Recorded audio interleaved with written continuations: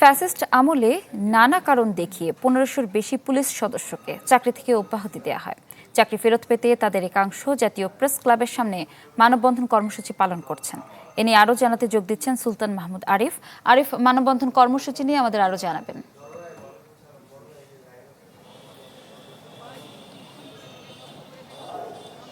সেটা বিগত সরকার অর্থাৎ আওয়ামী লীগ সরকারের আমলে বিভিন্ন কারণ দেখিয়ে যাদের চাকরিচ্যুত করা হয়েছে এটি প্রায় ১৫২২ জনেরও বেশি, তারা মূলত আজকে এই মানববন্ধনটি করছেন। এবং ৫ আগস্টের পরে অর্থাৎ সরকার আওয়ামী লীগ সরকারের পতনের পর থেকে আমরা দেখেছি এই পুলিশ সদস্যরা তারা নানান জায়গায় তাদের অধিকার আদায়ের জন্য নানান রকমভাবে তারা তাদের কর্মসূচি পালন করেছে, মানববন্ধন করেছে, সচিবালয় কেন্দ্রিক তারা তাদের প্রোগ্রামগুলো রেখেছে। এবং এরপরেও তখনকার অন্তর্বর্তীকালীন সরকারের পক্ষ থেকে তাদেরকে একটি আশ্বাসও দেওয়া হয়েছে তাদের চাকরি ফেরত দেওয়া হবে। এরপরও নানান কারণ দেখিয়ে তাদের যে চাকরি ফেরত না দেয়া, এই বিষয়গুলো নিয়ে মূলত আজকে তারা তাদের এই মানববন্ধন কর্মসূচিটি করছেন। এবং এখান থেকে তারা যে দাবিটি তুলছেন, তারা বলছেন যেন অনতিবিলম্বে তাদের যে চাকরি সেটি যেন ফেরত দেওয়া হয়, সে দাবি তারা তুলছেন। এবং AKS অর্জন করলো গিনেস ওয়ার্ল্ড রেকর্ডস।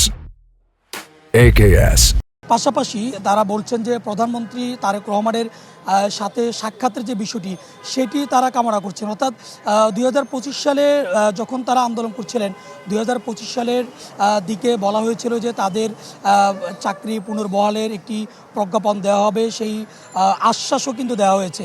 এখন পর্যন্ত কেন গড়িমসি করা হচ্ছে, কেন তাদের সেই আশ্বাস যে মন্ত্রণালয় থেকে, স্বরাষ্ট্র মন্ত্রণালয় থেকে যেটি বলা হয়েছে সেটি কেন বাস্তবায়ন করা হচ্ছে না? এবং ৫ আগস্টের পরে যারা বঞ্চিত হয়েছে, এরকম বঞ্চিত হওয়া নানান লোক যখন তাদের অধিকার ফেরত পাচ্ছে, কিন্তু এই ১৫২২ জন যে পুলিশ সদস্য তারা তাদের অধিকার ফেরত পাচ্ছেন না, এই দাবিগুলো নিয়ে মূলত তারা তাদের আজকের এই মানববন্ধন কর্মসূচিটি করছেন। তারা প্রধানমন্ত্রীর সাক্ষাৎ কামনা করছেন।